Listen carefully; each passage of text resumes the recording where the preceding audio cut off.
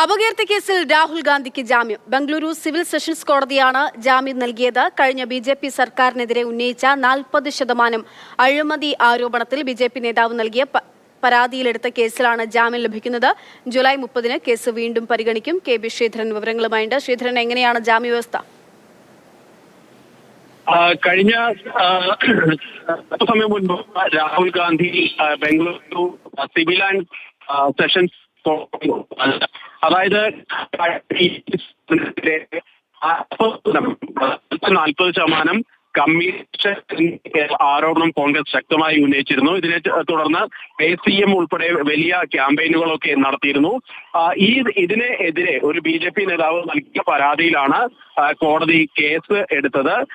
ഈ കേസിൽ രാഹുൽ ഗാന്ധി, അതുപോലെ തന്നെ DK ശിവകുമാർ, സിദ്ധരാമയ്യ, DK സുരേഷ് ഉൾപ്പെടെ കോൺഗ്രസിന്റെ പ്രധാന നേതാക്കളെല്ലാം പ്രതികളാണ്.